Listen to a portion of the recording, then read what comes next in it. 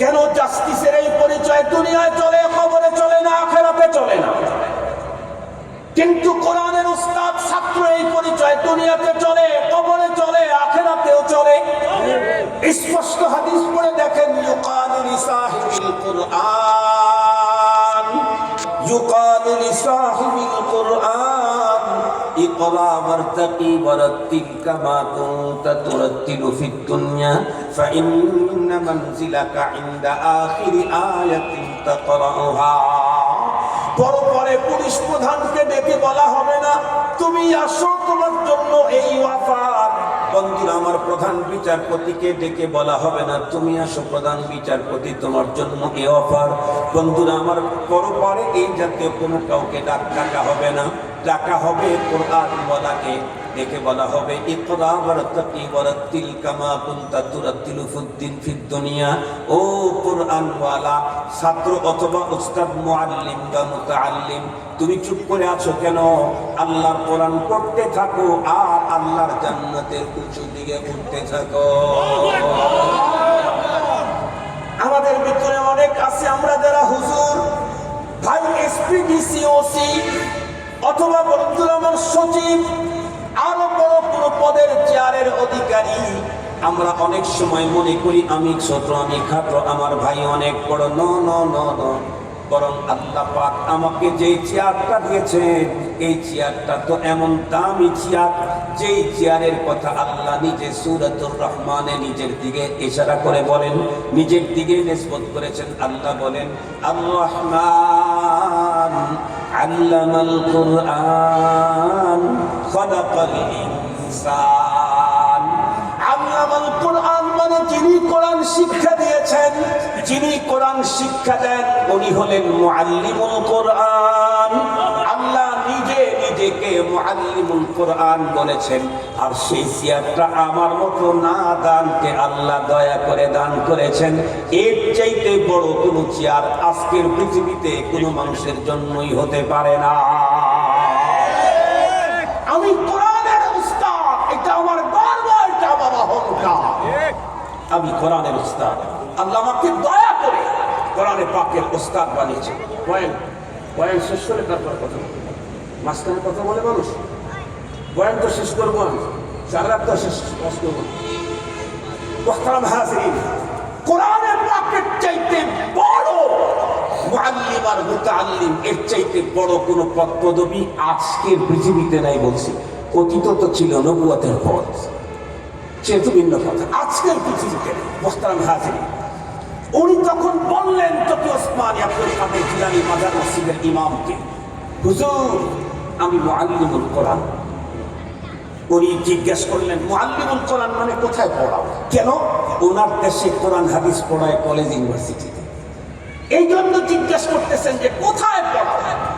হুজুর বলেন, আমার তো সকালবেলার ওই মুরব্বীর কথা মনে আছে, যেই মুরব্বী দীর্ঘ ঠান্ডা নিঃশ্বাস ত্যাগ করে আমাকে চোখে টলমল পানি নিয়ে বলেছিল, বাবা এই জাতীয় প্রতিষ্ঠান আরো অনেক আগেই এই দেশ থেকে ম্লান হয়ে গেছে। এই জন্য আমি এই বুজুর্গকে আশ্বস্ত করার জন্য বললাম, হুজুর আমি মাদ্রাসায় পড়াই। যেই বলছি মাদ্রাসা, তখন জিজ্ঞেস করে আইস মাদ্রাসা। ওই যে বাচ্চারা জিজ্ঞেস করেছিল মাদ্রাসা কি, তার মানে উনি একটু বিষয়টাকে ওয়াজাহাত করে নিতে চাচ্ছেন। তকি ওসমানী বললেন, হুজুর মাদ্রাসা মানে ওই প্রতিষ্ঠান যেখানে বুখারী পড়ানো হয়, মুসলিম পড়ানো হয়, আবু দাউদ পড়ানো হয়, তিরমিজি পড়ানো হয়, ইবনে মাজাহ পড়ানো হয়, মুয়াত্তা পড়ানো হয়, যেখানে জালালাইন পড়ানো হয়, বাইজাবি পড়ানো হয়, মিশকাতুল মাসাবি পড়ানো হয়, যেখানে হেদায়া পড়ানো হয়, শরবেকা পড়ানো হয়, যেখানে কানজুদ দাকায়েত পড়ানো হয়, যেখানে কুদুরি পড়ানো হয়। একের পরে এক যখন কিতাবের নাম বলতেছিলেন, উনি তখন জিজ্ঞেস করলেন, তকি ওসমানী আদৌ কি আল্লাহর জমিনে এই জাতীয় প্রতিষ্ঠান আছে? এই বুজুর্গ জিজ্ঞেস করতেছেন। তকি ওসমানী তখন বলেন, আমি বললাম, হুজুর শুধু শুধু ভারত, পাকিস্তান, বাংলাদেশ এই লক্ষাধিক প্রতিষ্ঠান এ জাতীয় এখনো আছে।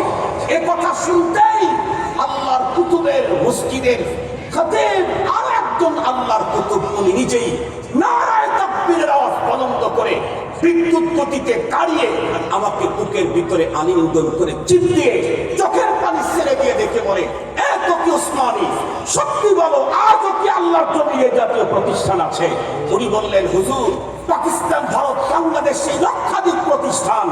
আর একটা কথা শোনেন, পৃথিবীর সর্বপ্রথম সূর্য উদয় হয় যেই রাষ্ট্রে, সেখানেও এই জাতীয় প্রতিষ্ঠান আছে। তকি ওসমানী সাহেবের কথা শুনে আবেগ আপ্লুত হয়ে বয়োবৃদ্ধ আল্লাহর কুতুব কেঁদে ফেললেন। ওনাকে বুকের ভিতরে জড়ায় ধরে বললেন, তাহলে তুমি আমার একটা ওয়াদা দাও। কি? তুমি তোমার দেশে ফিরবে কখন? আগামী সপ্তাহে তুমি তোমার দেশের মুসলমানদেরকে আব্দুল কাদের জিলানীর মাজার মসজিদের খাদেমের পক্ষ থেকে একটা ওসিয়তনামা পৌঁছিয়ে দিও। সেটি কি? জীবনের শেষ বিন্দু রক্ত দিয়ে হলেও এই জাতীয় প্রতিষ্ঠানগুলো যেন কখনো ম্লান হতে না দেয়। কেন? এই জাতীয় প্রতিষ্ঠান যতদিন থাকবে ততদিন দ্বীনের আসল রূপরেখা থাকবে। এই জাতীয় প্রতিষ্ঠান যদি ম্লান হয় তাহলে ইসলামের নাম থাকবে, কাম থাকবে না। এই ওসিয়তটা আমি আজকে আপনাদের পর্যন্ত পৌঁছিয়ে দিলাম। এই ওসিয়তটা আমি আপনাদের কাছে আজকে পৌঁছিয়ে দিলাম। জীবনের শেষ বিন্দু রক্ত দিয়ে হলেও মাদারিসে দ্বীনিয়া বিল খুসুস কওমি মাদ্রাসা কখনো ম্লান হতে দিবেন না। কেন? এখান থেকেই দ্বীনের যোগ্য এক্সপার্ট আর ফোনের লোক তৈরি হয়। আপনারা বলেন তো দেখি, ডাক্তার তৈরি হয় কোন কোন প্রতিষ্ঠানে? জাহাঙ্গীরনগর বিশ্ববিদ্যালয়ে কিছু তৈরি হয়, ঢাকা ইউনিভার্সিটিতে কিছু তৈরি হয়, এগ্রিকালচার ইউনিভার্সিটিতে কিছু হয়, বুয়েটে আর চুয়েটে কিছু হয়। আরে কথা বলেন না? সব তৈরি হয় কোথায়? Medical college.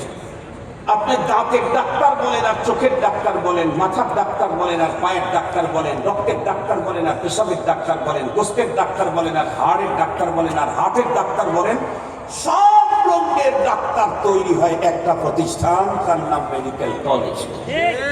এক মেডিকেল কলেজ যদি বন্ধ হয়, মাথার ডাক্তারও আর পাওয়া যাবে না, চোখের ডাক্তারও পাওয়া যাবে না, পেটের ডাক্তারও পাওয়া যাবে না, পিঠের ডাক্তারও পাওয়া যাবে না, পেশাবের ডাক্তারও পাওয়া যাবে না, ব্লাডের ডাক্তারও পাওয়া যাবে না, ইউরিনের ডাক্তারও পাওয়া যাবে না।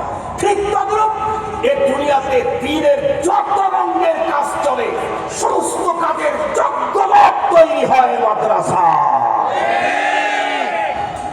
মাদ্রাসা যদি বন্ধ হয়, ধর্মের কোন লাইনের এক্সপার্ট আপনি খুঁজে পাবেন না। চ্যালেঞ্জ করলাম বাংলাদেশকে না, তামাম দুনিয়াকে চ্যালেঞ্জ করলাম, দুনিয়াকে। মুহতারাম হাজিরিন, এ কারণে আল্লাহ শুকুর, তিনজন ছেলের মাথার ভিতরে পাগড়ি পরানো হলো আজকে। কাসিমুল উলুম মডেল মাদ্রাসা, এই মাদ্রাসা সহ সকল দ্বীনি মাদ্রাসার প্রতি আপনাদের ভালোবাসা থাকতে হবে। সাথে সাথে উলামায়ে কেরামের সাথে কিছু সময় ব্যয় করা, এটা যে কত বড় দামি আমি না বুঝলেও বর্তমান পৃথিবীর বড় আলেম আল্লামা মুফতি তকি ওসমানী এটা উপলব্ধি করেছেন। আল্লাহ পাক রাসূল বলেন, তাদারুসুল ইলমি সাআতান খায়রুম মিন ইবাদাতি 60 সানা। অল্প কিছু সময় তুমি দ্বীনি আলোচনার মাহফিল মজলিসে বসো, 60 বছর ভেজাল মুক্ত ইবাদতের চাইতে এটার দাম অনেক বেশি। আল্লাহ তাআলা আমাদের সকলকে এই দুনিয়া থেকে পরপারের পুঁজি করে যাওয়ার তৌফিক দান করুন। আমিন। মুহতারাম হাজিরিন, আমাদের 24 ঘন্টার ধান্দা থাকতে হবে, রব আমাকে দুনিয়াতে পাঠাইছেন দুনিয়ার জন্য না আখিরাতের জন্য। আমাদের দেশের ছেলেরা যে কিসে যায়, মালয়েশিয়া যায়, পাকিস্তান কি বলে, সিঙ্গাপুরে যায়, বিভিন্ন রাষ্ট্রতে যায়, ওরা কি ওইখানে করার জন্য যায় না এখানে করার জন্য যায়? ওইখানে কাজ করতে গেছে, মজা করবে, বাড়ি করবে, গাড়ি করবে, সব করবে। যারা সিটিজেনশিপ নিয়েছে তারা ভিন্ন কথা। দুনিয়াতে তো কারো সিটিজেনশিপ নেওয়ার সিস্টেম নাই, আছে নাকি? আমি সারা জীবন মরবো না, সারা জীবন থাকবো, যেহেতু ওই সিস্টেমটা নাই, চলেই যেতে হবে। তাইলে অবশ্যই এটা ইনকাম করব, ভোগ করবো কোথায়? আখিরাতে, জান্নাতে। আল্লাহ আমাদেরকে তৌফিক দান করুক। অল্পক্ষণের ভিতরে ইনশাআল্লাহ দোয়া হয়ে যাবে। তার আগে আমি আপনাদের কাছে